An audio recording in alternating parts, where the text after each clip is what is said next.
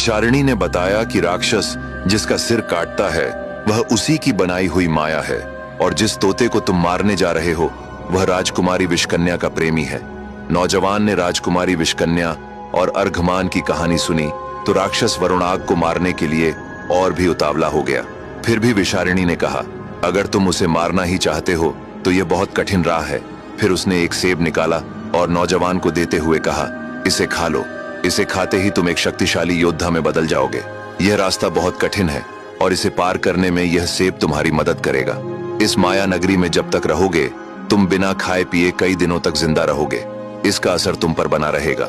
यहाँ से दक्षिण दिशा में तुम्हें काली आत्माओं की झील मिलेगी। तुम उस झील के किनारे जाकर खड़े रहना। कुछ देर बाद एक नाव आएगी, उसका माझी जैसा भी दिखे उससे मत डरना और न ही उससे कुछ बोलना। जब तुम झील पार कर लोगे तो वहां से उत्तर दिशा में चलते जाना।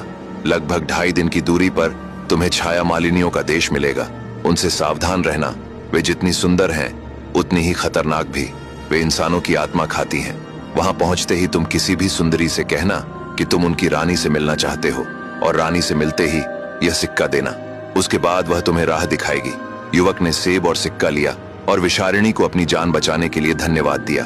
फिर भेड़िए ने भी उसे अपनी करुण आंखों से देखते हुए विदा किया। अब वह मूर्ख युवक एक योद्धा के रूप में आगे बढ़ा। रात काली थी, तेज बारिश हो रही थी। वह बढ़ता गया और कई दिनों तक चलने के बाद काली आत्माओं की झील में पहुंचा। थोड़ी देर बाद एक नाव आती हुई दिखाई दी। उसका मांझी एक निशाचर था। झील से अजीब दुर्गंध उठ रही थी और काली आत्माएं चारों तरफ उड़ रही थीं। युवक चुपचाप बैठा सब कुछ देख रहा था। तभी एक बड़ा काला कौवा आया। निशाचर ने अपनी एक आंख निकालकर उसे दे दी और कौवा लेकर उड़ गया। थोड़ी देर बाद झील का पानी चीरती हुई एक विशालकाय अंधकरणी ऊपर निकली। उसने जोर से कहा, ठहरो, पहले मुझे खून दो, फिर आगे बढ़ो। अब विशारिणी की बात सुनकर युवक चलते चलते काली आत्माओं की झील में पहुंचा। कुछ देर बाद एक निशाचर नाव लेकर आया।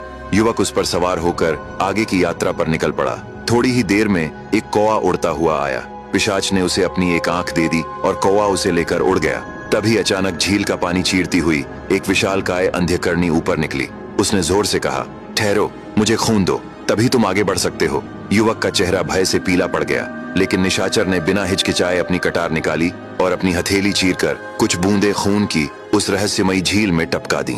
देखते ही देखते पानी लाल रक्त में बदल गया। अंधकरणी ने वह रक्त पिया और संतुष्ट होकर फिर झील में समा गई। इसके बाद निशाचर युवक को एक ऐसे दरिया में ले आया जहां पानी में विचित्र जीव तैर रहे थे।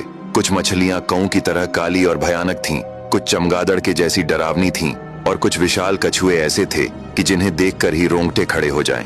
युवक इन अजीब जीवों को पार करते हुए आगे बढ़ता गया।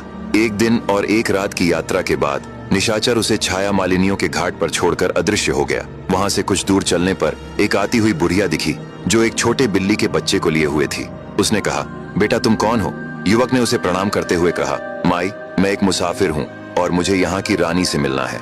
बुढ़िया बोली, बेटा मैं तुम्हारी जरूर मदद करूंगी, बल्कि मैं तुम्हें रानी तक ले जाऊंगी, पर जरा इस बिल्ली के बच्चे को थोड़ी देर संभाल लो, मैं नीचे के झरने से पानी पीकर आती हूँ। युवक ने उस नन्हे बिलाव शावक को करुणा सहित उठाया और उसे अपनी हथेलियों में थाम कर स्नेह से सहलाने लगा। तभी अचानक बारिश होने लगी। जैसे ही बारिश की पहली बूंद उस बिल्ली के बच्चे पर पड़ी मानो कोई श्राप जाग गई हो।